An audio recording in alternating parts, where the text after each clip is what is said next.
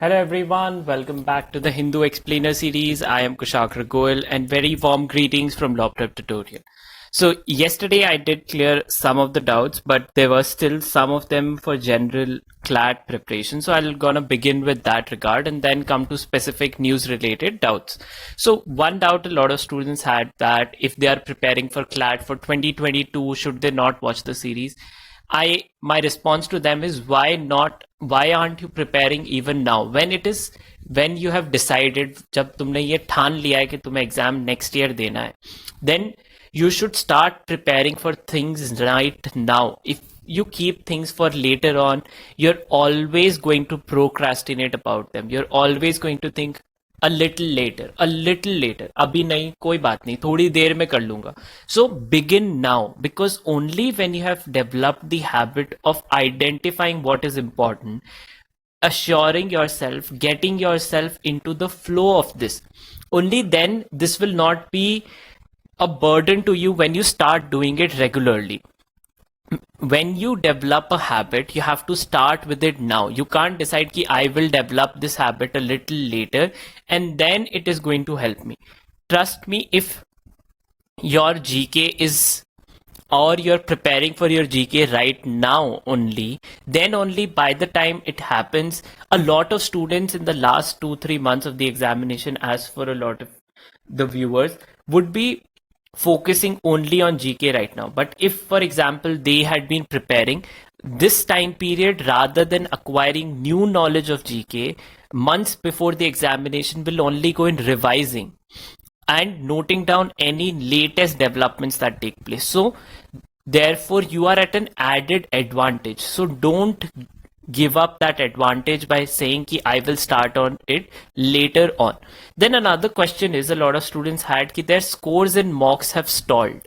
Now see, mock test is a practice paper. It is not the exact CLAT examination. Each mock test will have different themes, right? Similarly, even if you give a CLAT examination 10 times, every time your score will be a little different. Sometimes you may get probably 140 out of 150, but sometimes you may be there at 90 around. Sometimes you may get in 2-3 papers of CLAT if you give 50 to 60, right? So in the mock test also the same pattern is there.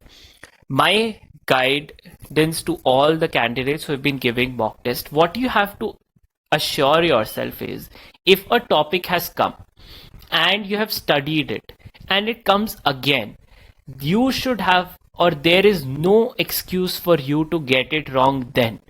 If it is a repeated topic, you have to get it correct. And that is what the precise purpose of mock test is. The purpose of giving mock test again and again is not only to give you practice of a real-time examination, but also to make you in a best possible scenario. So even if, let's say, in your preparation you may have missed out, right? But in a question and answer perspective, then you have got that extra knowledge. The purpose of mock test, I'm once again telling you, is to get your knowledge bank fulfilled, complement whatever you may have missed out in your general preparation. So the only focus of you all should be that while you have got knowledge about something, a question has come or you have added, you should not get it wrong again. Another thing that you may do is, if you have given a mock test, you've recognized what are your mistakes, you have noted it down, go back to that mock test and give it once again, maybe a day later, maybe a week later. Okay, now you have less time in the examination, but it is, keep a day aside, just revise the mock test itself. This is something that you can do to assure yourself that you will not make the same mistakes again. So for example, today's newspaper has very few information apart from one major issue. So today, utilize the time period to revise one or your most recent mock test, or go back to your first 5 mock tests and revise them. This is how you may be able to assure yourself that you don't make the same mistakes again. Then moving on, another doubt was related to the UK Scotland issue. Now, in this regard, yes, a new party has missed out. See, the Scottish Nationalist Party has been in power in Scotland for the past 4 years.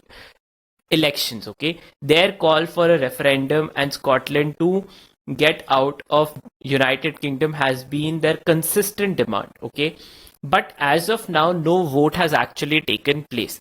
Therefore, I had not highlighted no commitment, England or United Kingdom in that regard. Even if the Scottish Parliament wants a referendum, a grant of that has to come from the British Prime Minister.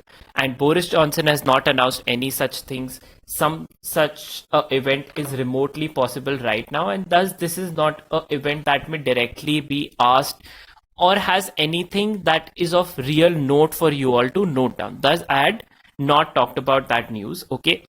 See, trust me on this. If there was something important, I will never skip it for you all. Okay.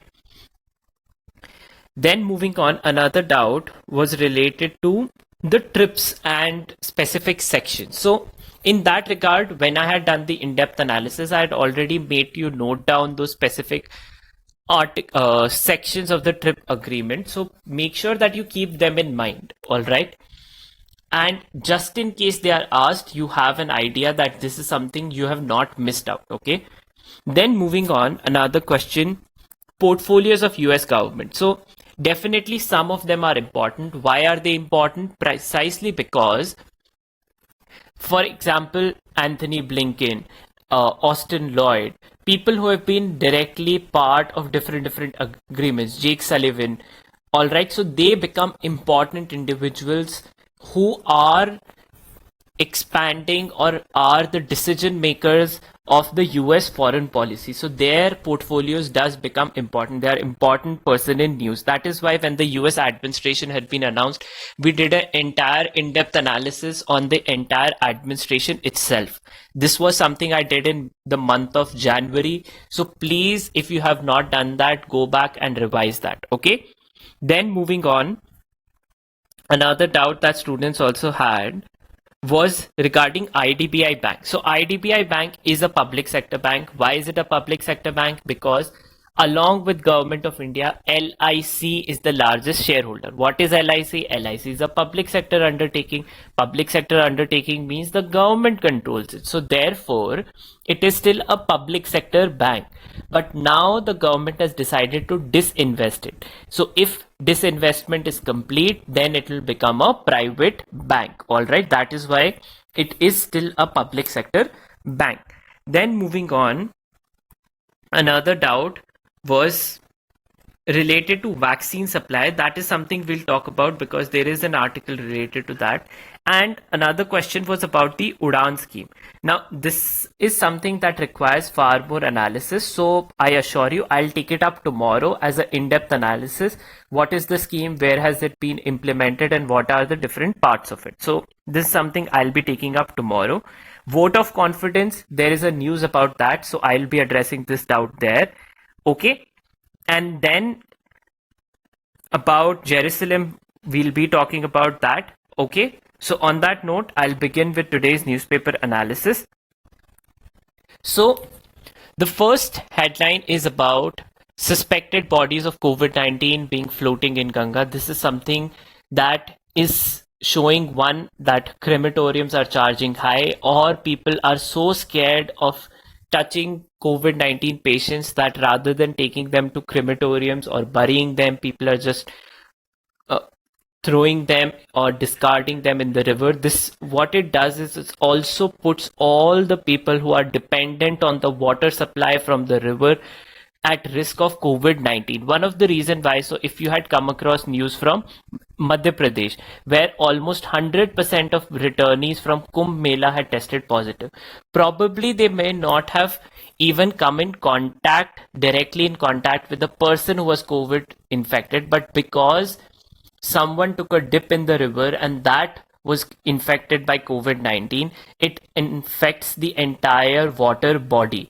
And therefore, in New York last year also, there were reports of how the water table had been affected by COVID-19. So this increases the risk on all those people who are dependent on the river for different needs, and could multiply the spread of COVID-19 in Uttar Pradesh and Bihar and the other lower riparian states of the Ganga river. At the Other news on the front page is that vaccine production is being ramped up. India's vaccine uh, administration policy has been going down and down since mid-April precisely because of vaccine shortage. So that is something that has been affected. The central government has justified its vaccinization strategy to the Supreme Court. This is something we'll talk on the other national news. They have also claimed that different facilities are ramping up their production. That is need to be seen. See, ramping up production kar rahe hain, they will do it in 4 months. When they do it is something that until or unless it actually happens, it's of no use to the public. To a person who could have got the vaccine in the time period, but because of shortage hasn't, and then got infected by COVID and sadly passes away, these future assurances are of no use. In that regard, one positive news is that under the scheme of Pradhan Mantri Garib Kalyan Anna Yojana, under which 1 lakh ton of food grains have been distributed. So this is one program for the poor, as lockdowns last year only the government had extended it to different vulnerable population groups, and the government has reintroduced the plan this year also. So that is one policy scheme that is important. Apart from that, on the front page and national news, nothing new. The divide of COVID-19 the digital divide has created further inequity in regard to treatment, and that is something the main editorial discusses today, and that is what different news are also about.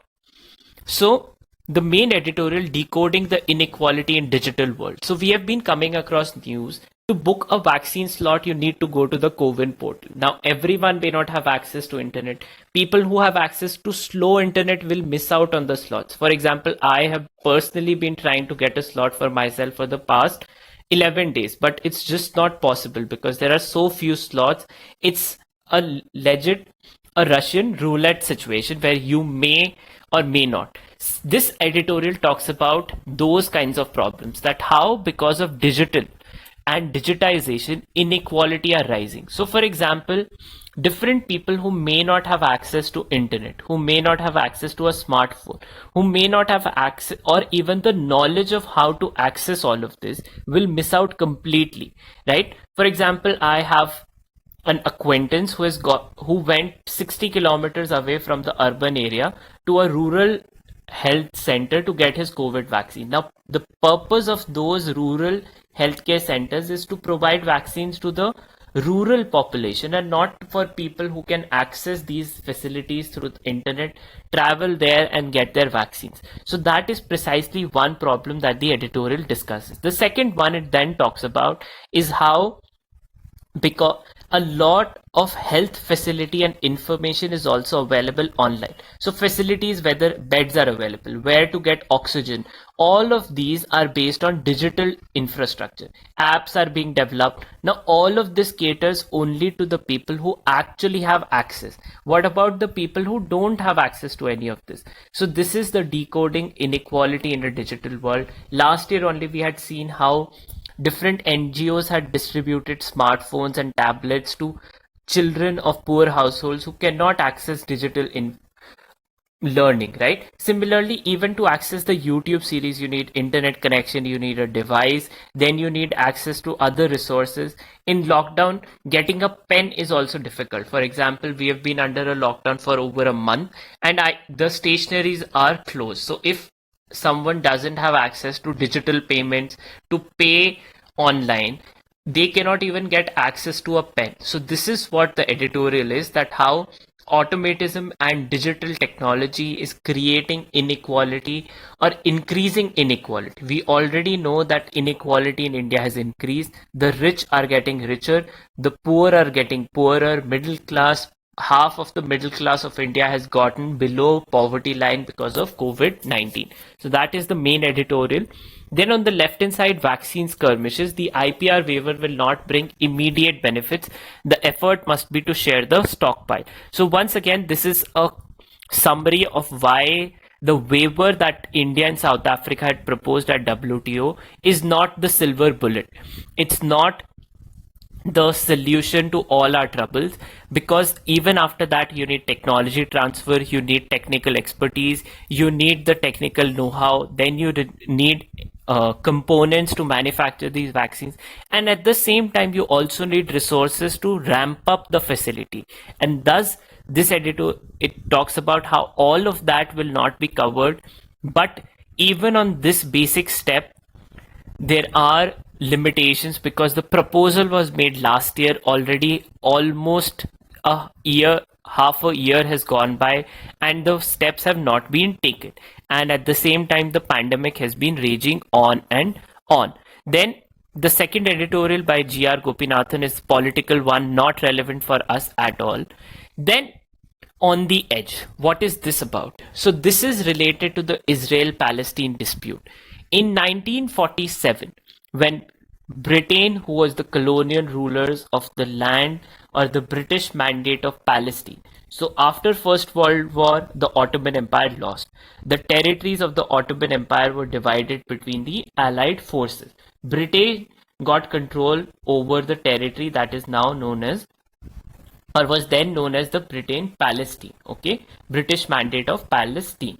That territory then was, because of the Holocaust and widespread migration of Jews to the Palestinian area, was then in 1947 by a UN resolution proposed to be divided into two countries, and the capital, or the city of Jerusalem, which is a holy city, the third most important city for Islam and the holy city as per the Jewish religion, was to be meant a independent territory, a international independent territory, not belonging to Palestine or Israel.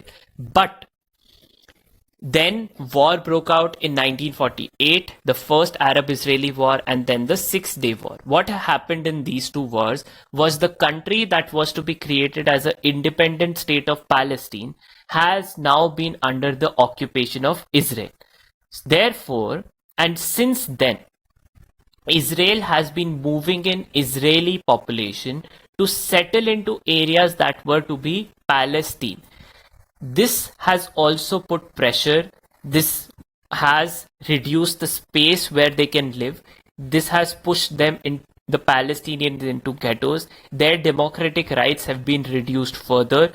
And at the same time, they have also been calling for and claiming Jerusalem as the sole capital for Israel. That Israel as a land only belongs to the Jews. Now, this is what has erupted further tensions. Since mid-April, Israeli police had been stopping the access of Palestinians to the Al-Aqsa Mosque. This mosque is considered the holy place from where Prophet Muhammad had gone to heaven. It has a wall which Jews consider important. This is the place where the recent clashes have taken place. Alright. Now what is the trouble here? The government of Israel does not want to give anything to the Palestinians. India, along with majority of the countries, believe in a two-state solution, that the land should be divided into half, Israel for Jews, Palestine for Arab population, and Jerusalem should be kept an independent territory not belonging to either. These peace talks have not taken place. They have broken down continuously. There is now hope that Joe Biden, who has abounded or has made commitment towards human rights, will pave heed to the human rights of Palestinians who are being evicted from their land. Another thing that has recently only fueled tensions is a case in the Supreme Court of Israel. What is this case about? This is the case about evicting Palestinians who've been living on the territory or the area of Sheikh Jarrah for generations. However, certain Jewish communities claim that they had purchased this land from the Ottoman Emperor in 19th century. So, as per that, these Palestinians have no claim to live on this land and have to vacate this. This case The hearing of this case has now been postponed because of the tensions between the countries. It is precisely these kinds of historical wrongs that our Supreme Court in the constitutional judgment of Mahan Suresh Das versus M. Siddique, which is known as the Babri Masjid Ram Janbhoomi case, had called that such historical wrongs cannot be corrected by the courts of present time, that if something has happened, whatever will be decided will affect the human rights of the present generation, and that is what courts today cannot do, and that has led to further escalation of conflict between Israel and Palestine. The root cause is that Israelis do not treat Palestinians with human rights and dignity. They do not consider them even human to be treated with any rights. And secondly, they don't want to give an inch of democratic rights to the Palestinians. We'll be further discussing this at the international news page also, which is another event. So this that the annual Jerusalem Day flag march, traditionally taken out by Zionist youths through the Muslim quarters of East Jerusalem.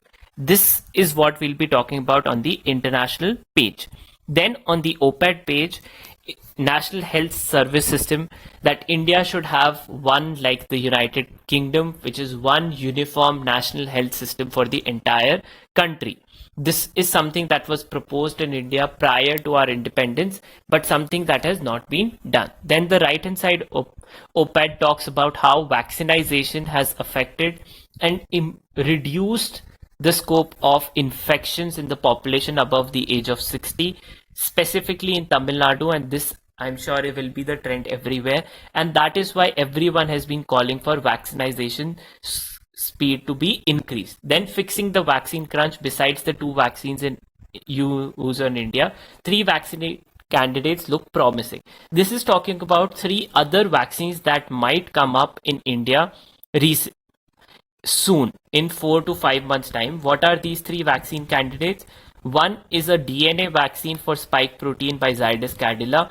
The other is a recombinant spike protein by Biological E. And third is a self-amplifying messenger RNA by Genova. So these 3 vaccines might come up in 4 months. This is speculation. If they are there, then our entire vaccination will be there. In 4 months, we'll have far more vaccines. Something that needs to be seen. The data point then is about rich and getting richer, and how candidates, number of recontesting candidates in Tamil Nadu specifically, how their wealth manifolded over time, and most of them were millionaires or billionaires in general. Then on the other national news, so India is getting foreign aid from whosoever, whatsoever we may get. The situation in our country is that serious, and thus 3 naval ships brought medical supplies from Singapore, Kuwait, Qatar, and more countries are dispatching more and more aid to India. All of this is part of Operation Samudra Setu 2nd.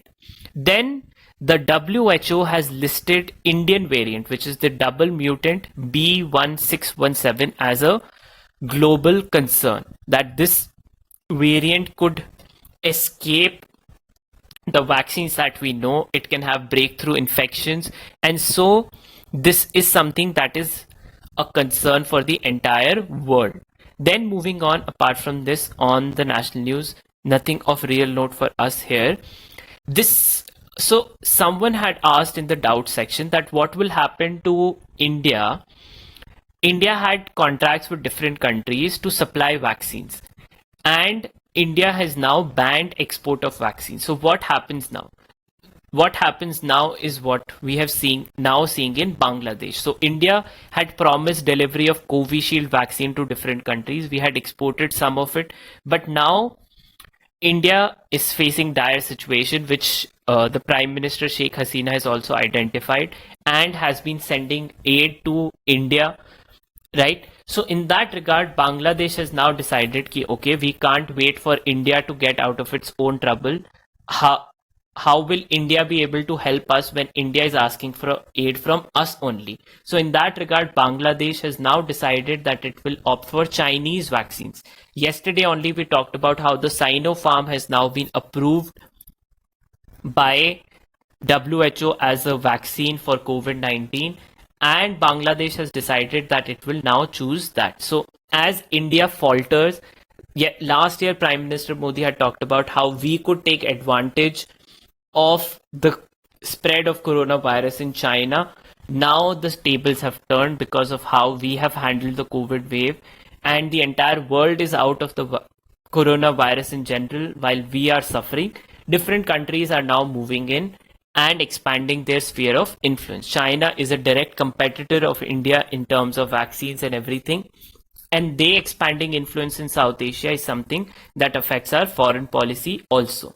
Then moving on the other national news, Hemant Biswa Sarma took oath as Chief Minister. 43 ministers took part as the overall ministers in West Bengal. So now some of you had asked questions, do these positions become important? Yes, results of assembly elections do become important. Don't ignore them. We discussed them on May 3rd, all the results of different states. Suvendu Adhikari, the turncoat from TMC, and a person indicted under the Sharda Chit Fund scam has now been elected as the leader of opposition. He had turned over to BJP and defeated Mamata Banerjee in Nandigram constituency, is now the leader of opposition in West Bengal. Then moving on national news, so Supreme Court had asked the central government to justify its differential pricing policy of vaccinization. So central government has now claimed that, see, this vaccinization strategy is okay. Why? Because nowhere else in the world has such a large vaccinization program ever taken place, and thus it is okay. So there are two primary questions that were asked by the Supreme Court. First, why aren't you taking all the orders and then distributing it to the state government, something you are doing for frontline workers and people above the age of 45? So the central government has replied that, see, different states have different population needs and different priorities. So we have given them the freedom to do this. The second was on differential pricing policy. So this, rather than responding why it has opted or not reined in manufacturers for providing different prices, the central government has justified it on two grounds. First, because central government had placed bulk orders, therefore the manufacturers had given us a cheaper deal, which goes back to the same question that, see, if the bulk ordering would have become cheaper, then why didn't you order it for everyone and then distribute it? Anyway, the central government is distributing it for frontline workers and people above the age of 45. They could have done it. States could have put in the need, we need this much, we need this much, and central government could have dispatched it directly. At the same time, the central government has stated that, see, this will not affect the citizens because state governments have already declared that they will administer it for free. State governments administering it for free means that the state budget and the taxes of the people is still being used. The purpose, if the state government purchases something for 400, which the central government would have purchased for 150, the consumer and our taxes would have been saved. But rather than addressing that, in general, the government is, even if it's the state or the central government directly incurring larger cost, not addressing that question, the central government is people will not be directly paying, but people are the one who fund the government, right? No foreign companies giving it for free. So that question has not been addressed by the central government in its affidavit. The hearing of this will take place today, so we need to see what happens. Then moving on the other national news. So on the international page, there are two important news for us. First, so this is an annual exercise that Taliban and Afghan forces do every year. During Eid, they declare ceasefire. Afghan forces have called for a permanent ceasefire so that a peaceful resolution can take place. Taliban obviously wants to take over the country militarily, so it will not agree to any of that. So there is ceasefire in Afghanistan for 3 days while terror attacks on the population and especially girl students, because Taliban does not believe in educating girls, giving rights to women. Therefore, their targets have primarily been places where women are habitating. So, which shows that, see, and the US forces and the world across is turning a blind eye to the human rights violations there. I'll come to the events of Jerusalem a little later before I'll address the important news. So first, one good news is coming out that Iran and Saudi Arabia are back to talking once again. Since 2016, the two most important countries of Middle East, along with Israel, had not been talking to each other. So Shia and Sunni is one divide of the Middle Eastern countries. Iran represents the Shia population and Saudi Arabia is majoritated by Sunni population. In that regard, it has now been confirmed that Iraqi Prime Minister Mustafa al-Kadhimi had been facilitating that conversation between Iran and Saudi Arabia, and there is nothing of note right now. However, this proves that, see, things are moving in the right direction. Iran is already talking to getting back in under JCPOA. This conversation could also result in a resolution in the Yemen conflict, where Houthi rebels who are backed by Iran are fighting the forces of the government who is supported by Saudi Arabia. Then another twist in Nepal. The Nepali Prime Minister, that is KP Sharma Oli, who had first requested dissolution of the parliament, which the Supreme Court had overturned, has now lost the vote of confidence. So he will finally abdicate the seat, and the opposition will now have to come up with another leader who has majority. Otherwise, elections will have to take place in Nepal. Nepal is now in the middle of a huge wave of coronavirus. Their population is 3 crore and they are now reporting almost 10,000 COVID cases per day. So they are also in dire situation in COVID-19, and top of which is the political situation now becoming even more volatile.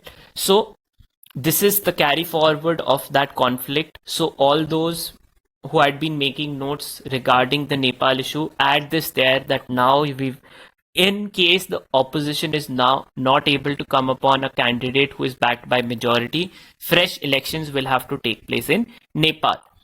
Then another update is that Pakistan government to set new laws to meet FATF requirements. So Pakistan had been under the grey list of Financial Action Task Force since 2018.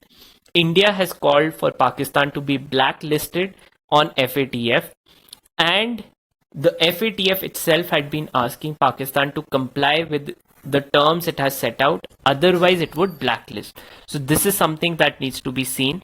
It is making amends. Whether they are something that actually result in not sponsoring terrorism, that is a long shot for which we need to wait. We know that Pakistan's government has always been a terror sponsored state, so whether they get their act together needs to be seen.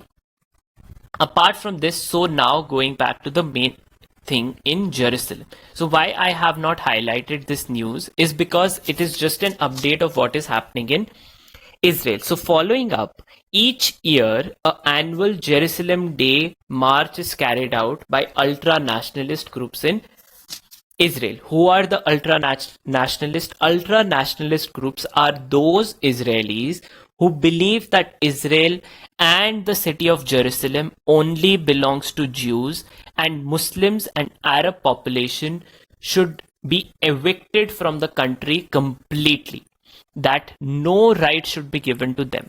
In this regard, each year they carry out an annual march in the old city of Jerusalem.